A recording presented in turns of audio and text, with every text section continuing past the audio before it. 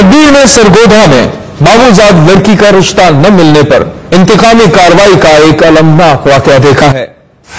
शाहिद अहमद का ताल्लुक सरगोधा की तहसील कोट मोमिन से था और वो खयाबान सादिक का रिहायशी था। 24 साला शाहिद अहमद एक जमींदार घराने का फर्द था। उसके दूसरे रिश्तेदार भी बड़े जमींदार थे। शाहिद अहमद को शुरू से ही माश की कोई फिक्र नहीं थी और वालिदैन भी उसकी ख्वाहिशात पूरी किया करते थे। फिक्र माश से आजाद होने की वजह से शाहिद अहमद के अंदर जिद भी पैदा हो गई थी। वो अपनी जरूरियात के लिए अक्सर घर वालों के सामने जिद करने बैठ जाता था और घर वालों को उसकी जिद पूरी करनी पड़ती थी। शाहिद अहमद के 2 मामू थे, एक का नाम फरमान अली और दूसरे का नाम अब्दुल रहमान। उन दोनों की जमीनें भी 150 एकड़ से ज्यादा थीं। शाहिद के ताल्लुकात अपने ननिहाल वालों के साथ बहुत अच्छे थे। शाहिद के छोटे मामू की एक बेटी सरवत थी।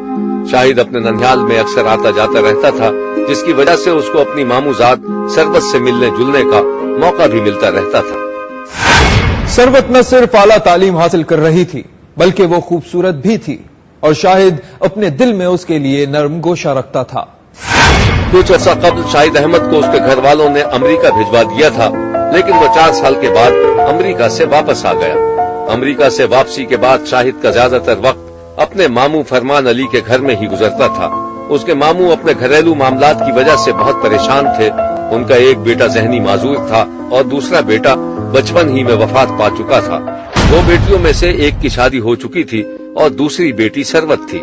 सरवत यूनिवर्सिटी से एमए करना चाहती थी, जिसके लिए उसने यूनिवर्सिटी में एडमिशन भी ले लिया था। सरवत का बाप फरमान अली बूढ़ा हो चुका था और बेटा माजूर था। सरवत परेशान थी कि उसे यूनिवर्सिटी आने जाने के लिए क्या करना होगा। शाहिद ने मौका गनीमत जाना और सरवत को लाने ले जाने के लिए अपनी खिदमत पेश कर दी। शाहिद के मामू उसके शुक्रगुजार थे और शाहिद के घर वालों ने भी इस बात पर कोई एतराज नहीं किया। शाहिद का ज्यादातर वक्त अपने मामू के घर में ही गुजरता था। सरवत के घर से यूनिवर्सिटी का फासला काफी तवील था और इस दौरान शाहिद को सरवत से खुलकर गुफ्तगू करने का मौका भी मिलता था। शाहिद शुरू से ही सरवत से मुतासिर था और अब तो उसे तवील मुलाकातों का मौका भी मिल गया था। इस दौरान उसके दिल में सरवत के लिए मोहब्बत गहरी होती जा रही थी। सरवत शाहिद के इन जज्बात से आगाह थी और वो खुद भी शाहिद के लिए अपने दिल में मोहब्बत महसूस करती थी। आहिस्ता आहिस्ता सूरत हाल इस स्टेज पर पहुंच गई कि दोनों एक दूसरे के बगैर जिंदा रहने का तसव्वुर भी नहीं कर सकते थे। शाहिद अक्सर सरवत से ये कहता था कि वो हर कीमत पर उससे शादी करेगा और अगर उसने किसी और से शादी की तो वो उसे कभी माफ नहीं करेगा। शाहिद के जवाब में सरवत उसे हमेशा अपनी हिमायत का यकीन दिलाती थी। फिर यूं हुआ कि वक्त पर लगाकर उड़ गया और सरवत ने अपना एमए मुकम्मल कर लिया। तालीम मुकम्मल होते ही सरवत के घर वालों ने उसकी शादी के बारे में सोचना शुरू कर दिया और इस तरह सरवत की मंगनी उसके दूर के रिश्तेदारों में रजा हुसैन नामी नौजवान से कर दी गई। इसके बाद क्या हुआ, ये जानिएगा। जब शाहिद को सरवत की मंगनी का पता चला तो उसका गुस्से के मारे बुरा हाल हो गया। उसने हमेशा इस घर को अपना घर समझा था। उसने सरवत को यूनिवर्सिटी में तालीम हासिल करने में भी मदद दी थी। सरवत के मामू को भी शाहिद के जज्बात का अंदाजा था, लेकिन आज उसे दूध से मक्खी की तरह निकालकर बाहर फेंक दिया गया था।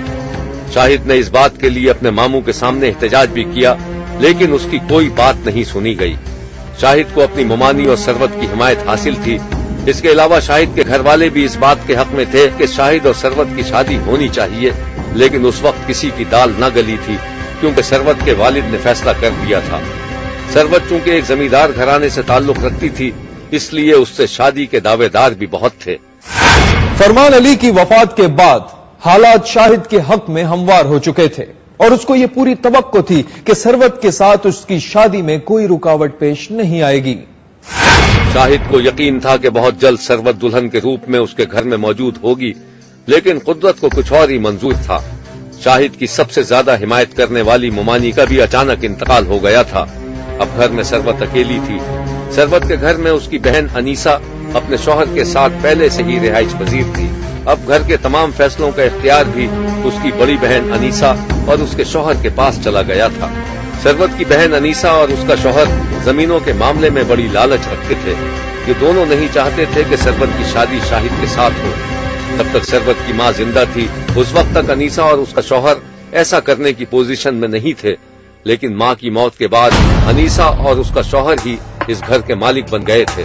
وہ کوئی ایسا معاملہ کرنے کے خواہش مند تھے کہ زمینیں ان کے پاس ہی رہ جائیں۔ ثروت کی بہن انیسہ کا خیال تھا کہ ثروت کی شادی رضا کے ساتھ ہی ہونی چاہیے۔ رضا شاہد سے بڑا زمیندار تھا اور زیادہ امیر تھا۔ ثروت نے جب رضا کو دیکھا تو وہ اسے شاہد سے بھی زیادہ اچھا لگا، کیونکہ وہ بہت امیر بھی تھا اور خوبصورت بھی۔ اب ثروت بھی یہی چاہتی تھی کہ اس کی شادی رضا سے ہو جائے، لیکن اس نے اس بات کا اظہار شاہد سے نہیں کیا تھا۔ وہ شاہد کو اپنی محبت کا یقین دلاتی رہی۔ رضا سے منگنی کے بعد بھی شاہد کے ساتھ اس کی ملاقاتیں چلتی رہیں۔ ثروت کی بہن انیسہ اور اس کے بہنوئی سیف ثروت کے حصے کی زمینیں بھی اپنے پاس ہی رکھنا چاہتے تھے۔ انہوں نے شاہد سے صاف کہہ دیا کہ ثروت کی اس کے ساتھ شادی نہیں ہو سکتی۔ یہ بات شاہد کے دل پر بجلی بن کر گری، لیکن شاہد اب ثروت کی محبت میں بہت آگے جا چکا تھا۔ شاہد کے گھر والوں نے اس نئی صورتحال میں شاہد کو مشورہ دیا کہ وہ اب ماموں کے گھر جانا چھوڑ دے اور ثروت کا خیال بھی دل سے نکال دے، کیونکہ ثروت سے اس کی شادی نہیں ہو سکتی۔ لیکن شاہد نے اپنے گھر والوں کی یہ بات ماننے سے انکار کر دیا اور کہا کہ وہ ہر قیمت پر ثروت سے شادی کرے گا، ورنہ اس کی شادی کہیں اور نہیں ہونے دے گا۔ شاہد کے والد نے اسے واضح طور پر بتایا کہ اگر اس نے ثروت سے شادی کا خیال دل سے نہیں نکالا تو اسے گھر سے نکال دیا جائے گا۔ شاہد اپنی محبت حاصل کرنے کے لیے یہ قیمت بھی چکانے کے لیے تیار تھا۔ شاہد کے رویے سے مایوس ہو کر اس کے والد نے اسے اپنی جائیداد سے آگ کر دیا اور اخبار میں اشتہار بھی چھپوا دیا تھا۔ شاہد نے ثروت کے لیے اپنا گھر بار چھوڑ دیا تھا، لیکن ثروت نے رضا سے منگنی کے بعد گھر میں کوئی شور شرابہ نہیں کیا اور خاموشی سے فیصلہ تسلیم کر لیا۔ شاہد یہ سمجھتا تھا کہ ثروت کی زبردستی شادی کی جا رہی تھی، لیکن اصل حقیقت یہ تھی کہ رضا پیسے والا تھا اور ثروت سمجھتی تھی کہ وہ شاہد سے زیادہ اچھا تھا اور وہ اس کے گھر میں مزے سے زندگی گزار سکتی تھی۔ گھر سے نکالے جانے اور محبوبہ کی شادی نے شاہد کے سینے میں آگ لگا دی تھی۔ شاہد کا کوئی رشتہ دار اس کا ساتھ دینے کے لیے تیار نہیں تھا۔ شادی کی تاریخ بھی قریب آن پہنچی تھی۔ ایک دن شاہد احمد نے 2 پستول لیے اور مسلح ہو کر رضا کے ڈیرے پر پہنچ گیا۔ رضا اپنے ڈیرے پر موجود تھا اور اس وقت ڈیرے پر اس کے 2 چچا سید احمد اور نصراللہ بھی بیٹھے ہوئے تھے۔ شاہد کی آنکھوں میں خون اترا ہوا تھا۔ وہ رضا کے ڈیرے کے قریب پہنچ چکا تھا۔ اس کی محبت چھیننے والا خوشیاں منا رہا تھا اور وہ گھر سے بے گھر ہو کر دھکے کھا رہا تھا۔ اسی احساس کے دباؤ نے شاہد نے 2 پستول نکال کر ہاتھ میں پکڑ لیے اور رضا پر پہلی گولی چلا دی۔ گولی رضا کے کندھے پر لگی اور اس کے ساتھ بیٹھے ہوئے اس کے 2 چچا اپنے بھتیجے کو بچانے کے لیے اس کے سامنے آ گئے۔ شاہد احمد اپنے رقیب رضا کو ختم کر دینا چاہتا تھا، لیکن اس کے 2 چچا اس کے راستے کی دیوار بن گئے۔ شاہد نے غصے میں ان دونوں پر ہی گولیوں کی بارش کر دی۔ فائرنگ کرتے وقت شاہد کا دستور پیچھے ہٹتا جا رہا تھا۔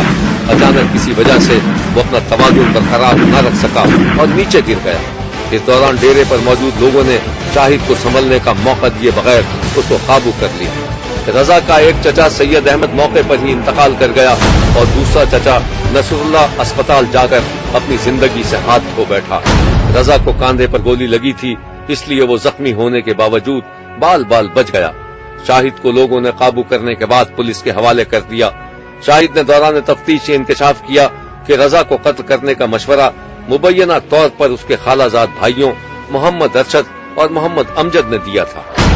پولیس نے ان دونوں کے نام مقدمے میں درج کر لیے اور ان کی گرفتاری کی کوششیں شروع کر دی۔ رضا معمولی زخمی ہوا تھا۔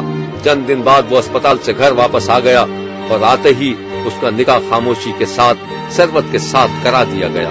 پولیس کا کہنا ہے کہ ملزم کو گرفتار کر لیا گیا ہے اور ملزم کو قتل کا مشورہ دینے والوں کو بھی جلد ہی پکڑ لیا جائے گا۔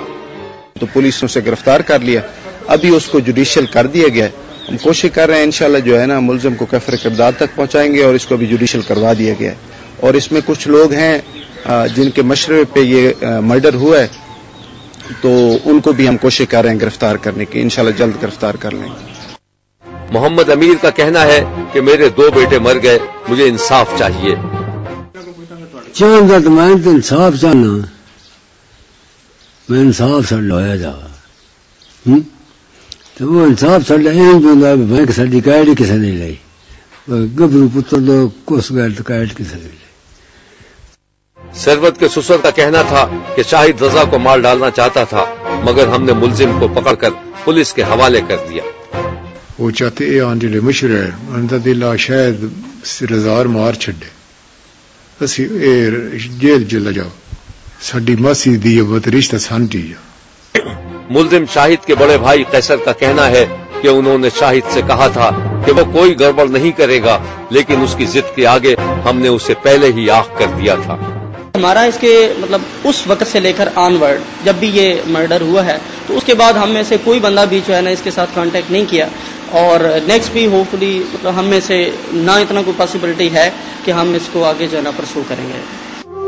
شبیر کا کہنا ہے کہ یہ زر زمین کی لالچ کا معاملہ نظر آتا ہے، ایک ایسا معاملہ جہاں محبتوں کے ڈھونگ رچا کر اپنے مفادات کو حاصل کرنا جائز سمجھا جاتا ہے، چاہے اس میں کسی کی جان ہی کیوں نہ چلی جائے.